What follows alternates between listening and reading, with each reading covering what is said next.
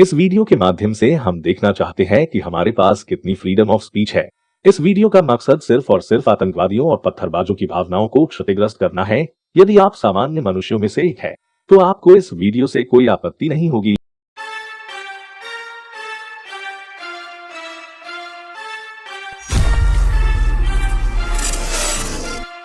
अब्दुल, जाकर बाहर से बहुत सारे पत्थरों को लेकर आओ। क्यों अम्मी जान? क्यों क्या, शोभा यात्रा पर पथराव करना है। मौलाना साहब ने कल बताया था, भूल गए क्या?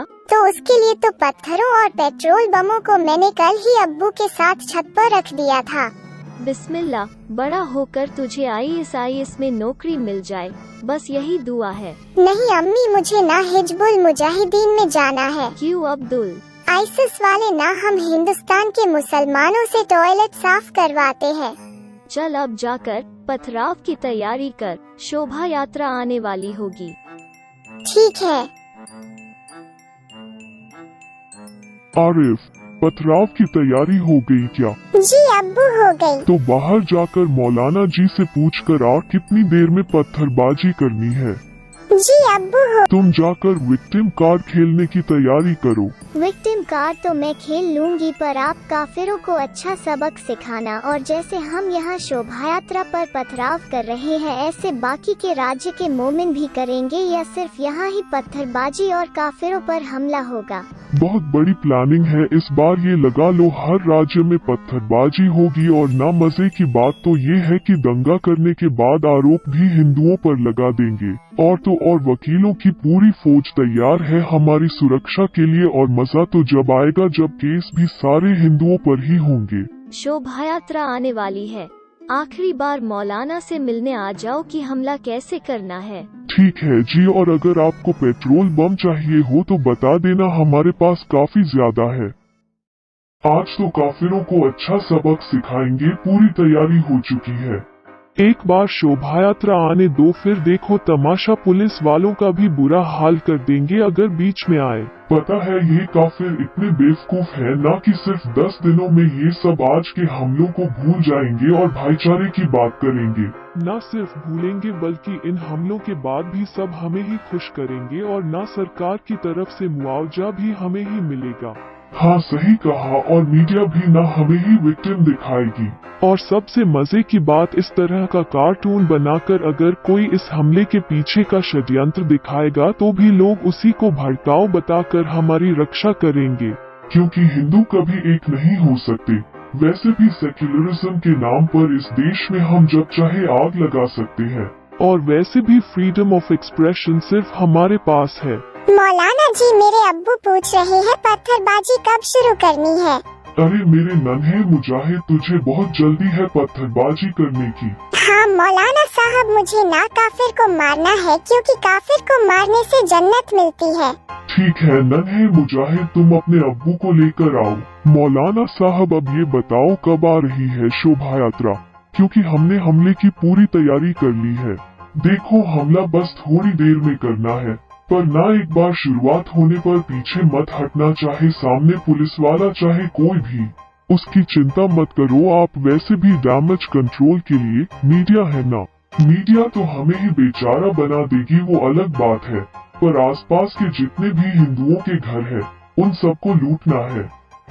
सभी लड़कों से कह दो कि लूटमार के लिए भी तैयार रहे। सिर्फ पत्थरबाजी से काम नहीं चलेगा, और याद रहे छोटे बच्चों को आगे रखना ताकि पुलिस कोई एक्शन ना ले पाए, और न सभी औरतों से बोल देना छत पर चढ़कर पत्थरबाजी करे। मौलाना जी, अगर हिंदुओं ने जवाब दिया इस हमले का तो क्या करना है? तब तो और अच्छा है, ऐसा होने पर सारा दोष उन पर डाल देंगे और अपने आप को मजलूम और बेसहारा डालकर हिंदू मुस्लिम भाईचारे की बात करेंगे। हाँ ऐसा ही करेंगे। शोभा यात्रा आ गई, पथराव करने के लिए तैयार रहो। नारे तकबीर, अल्लाहू अकबर।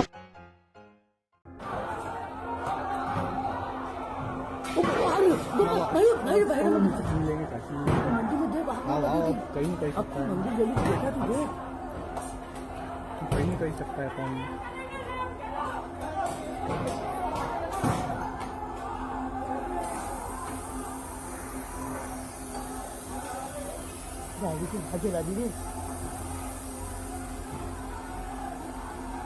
Bye bye.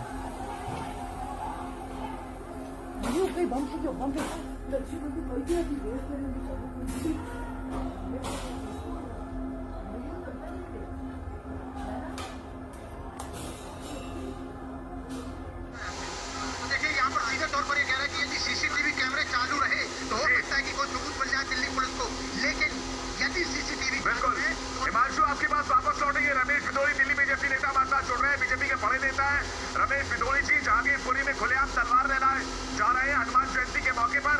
ये तस्वीर देखिए जब कुछ लोग शोभा यात्रा लेकर निकल रहे थे। ये दिल्ली के जहांगीरपुरी में जहाँ लोग कह रहे हैं कि पहले से तैयारी की गई थी, आखिर ये साजिश किसकी है? अप्रैल को करौली में भगवा रैली पर पथराव हुआ। पूरी प्लानिंग के साथ लाठी डंडे सरियों के साथ में हमलावरों ने न सिर्फ भगवा रैली पर हमला किया बल्कि उसके बाद दुकानों में आग लगाई। ऐसा हुआ था उस दिन? सर उस दिन तो आपको क्या बताऊँ सर, हम दुकान पर बैठे थे और हम क्या दिख रहा था, 3:30 बजे पापा जी बैठे थे, मेरे छोटे भाई बैठे थे और मैं भी कुछ काम से वहाँ पर गया था। तो हुआ क्या था कि 3:30 बजे के करीब अचानक जो हमारी जो दूसरे ये कम्युनिटी है उनकी दुकानें अचानक लगना बंद होने चालू हो गई। किसकी? मुसलमानों की सर दुकानें। फिर कब बंद होना शुरू हुआ? उनकी सर 3:30 बजे के करीब बंद हो गई थी। अचानक से बंद हो गई थी सर। उनकी दुकानें कहाँ थी? उनकी सर जस्ट हमारे बगल में थी। 3:30 बजे दोपहर में दुकानें बंद हो? हाँ, इनकी मुस्लिमों की दुकानें बंद हो गई थी सर। अचानक से बंद हो गई थी सर। उसके बाद क्या हुआ? सर कुछ नहीं, फिर ये भीड़ एकत्रित कर रहे थे, हमारे को समझ में नहीं आ रहा था। हालांकि कह रहे थे लेकिन हमने सोचा कि हमारा इनसे शुरू से ही भाईचारा रहा है, हम हमेशा भाईचारे का भाव रखते हैं आपस में, तो हमने सोचा हमें किसी तरह की कोई प्रॉब्लम नहीं है। और ये रैली वैली की भी बात आपस में कर रहे थे लेकिन हमने ध्यान नहीं दिया क्योंकि रैली आएगी और चला जाएगी, शोभा शांतिपूर्ण रैली निकल रही थी। फिर सर अचानक होता क्या है, 7 बजे के करीब इन लोगों ने हमें दुकान में से निकाला। पापा जी और छोटे भाई को दुकान में से निकाला, मैं बाहर खड़ा था वहीं पर। इन्होंने दुकान में से हमको जबरदस्त निकाल दिया। हमने ताले लगाने की कोशिश की लेकिन उन्होंने हमें ताले लगाने भी नहीं दिए सर। फिर उन्होंने इसमें भयंकर रूप से मतलब इन्होंने माल को लूटना चालू कर दिया सर। हमारी मतलब आपको क्या बताऊँ सर, 35 किलो की जो 8 कैन है ना उनको ही लोग उठा के ले आने लगे। हमने विरोध किया तो हमारे पास मारापीटी चालू कर दी सर। पापा जी के तो हाथ में चोट के निशान अब भी मौजूद है, घायल है वे थोड़े, घर पर ही है वो। अब आप बताइए सर मैं क्या करूँ। हमारी बानी सर 3-4 दुकानें थी और दुकानें जला दी, पूरा माल लूट लिया। दुकान हमें वहां से भगा दिया क्योंकि अगर यहाँ खड़े रहो तो तुम्हें जान से मार देंगे। फिर हमने विरोध किया तो जान से मारने की धमकी के पश्चात हम सर अपने घर चले गए। हमारे ही बाजार में जो दूसरा बाजार है उसमें दूसरी कम्युनिटी के लोगों के लिए उन्होंने 3 फायर ब्रिगेड भिजवाई है सर। आपकी बगल की दुकान जो थी वो बिल्कुल सेफ थी? बगल की बिल्कुल सेफ है सर। हमारी हिंदुओं की दुकानों को चुन कर निशाना बनाया गया है सर। सिर्फ हिंदू कम्युनिटी को ही निशाना बनाया गया है। टारगेट बिल्कुल टारगेट सर। आप अपनी दुकान को जलते हुए देखते? जलते पूरी जल गई सर दुकान, और हिंदू कम्युनिटी की जितनी भी दुकान है सारी जल गई है। 8-9 प्रतिष्ठान है, सबके सब लूट लिए, जला दिए और इनकी दुकानें बिल्कुल सेफ है सर। आप सच्चाई वो सुन रहे हैं जो रिपब्लिक आपको दिखा रहा है। ये वो सच्चाई है जो खुद बयां कर रहे हैं। पहली बार करौली हिंसा की वो सच्चाई हम आपको सुनाने जा रहे हैं जो शायद कोई नहीं दिखाएगा। सर दुकानें तो चल गई, जली गई, पूरा वो भी ढह गया, सारा सामान ले गया। आर्थिक रूप से तो हम वैसे ही बदहाल है, साथ में हमें पलायन के लिए मजबूर होना पड़ रहा है सर। पलायन के लिए मजबूर करेंगे सर मैं आपको डेफिनेटली करूँ सर, हम नहीं रहेंगे वहाँ पर। नहीं करौली में नहीं सर, उस मोहल्ले में तो बिल्कुल नहीं रहेंगे सर। इतना डर आपके जहन? डर सर, डर बहुत डर है सर। अभी वहाँ के लोग धमकी दे रहे सर। मैं ये कह रहा हूँ कि नामजद रिपोर्ट कराने में तक धमकी मिल गई है मानो सर। मतलब आपको अपनी रिपोर्ट, आपको अपनी FIR दर्ज कराने के बाद भी आपको धमकी?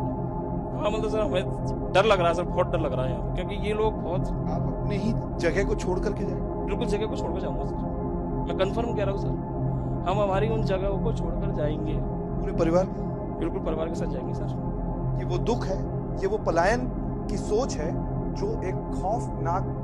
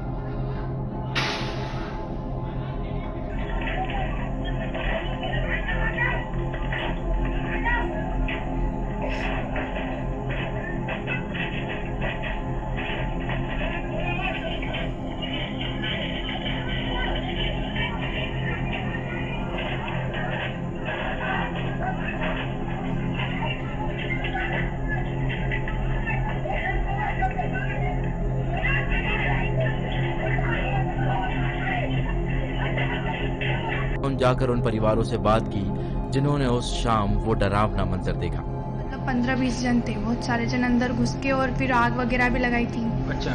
और गाड़ियों पे भी कांच की बोतलें वगैरह फेंकी थी और ताला वगैरह, थोड़ा बहुत बड़े बड़े पत्थर भी थे। सैकड़ों की तादाद में इकट्ठा होकर दंगाई घर में घुसे, जिसके बाद उन्होंने लूटपाट और आगजनी की। सब खिड़की दरवाजे खोले, बिस्तर वगैरह सब जलाए, जो मेन चीजें थी वो बाहर निकाली इन्होंने, गाड़ी को आग लगाया, फिर ऊपर आए, फिर ऊपर से उधर से भागते हुए हम सब बच्चों को लेके नीचे आए, इधर का गेट खोलने लगे, तब तक इन्होंने सब इधर जला दिया। बसे बसाए घर को दंगाइयों को उजाड़ने में एक पल भी नहीं लगा। माता पिता ने बड़ी मुश्किल से अपनी और अपने बच्चों की जान बचाई। बिल्कुल भी नहीं लग रहा था हम वहाँ से कैसे निकले, भगवान ही जानते हैं, भगवान ने ही हमको नया जन्म दिया है।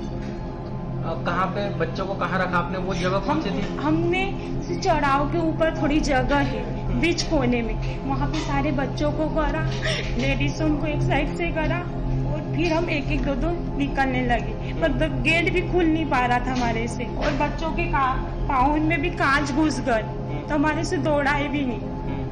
पर सहायता करने के लिए कोई व्यक्ति नहीं आया है। जब पुलिस आई उसके बाद अपनी समाज वाले, हिंदू समाज वाले आए, बाकी वो इतने थे कि कुछ बता नहीं सकती मैं, कि गिनती नहीं उनकी। मतलब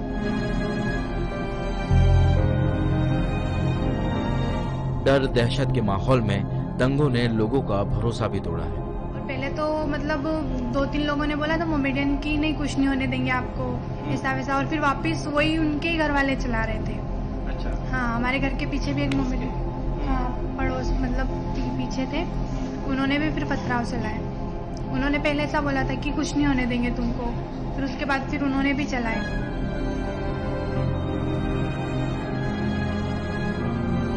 दंगों में दिए गए इस दर्द को लोग जहन में हमेशा याद रखेंगे।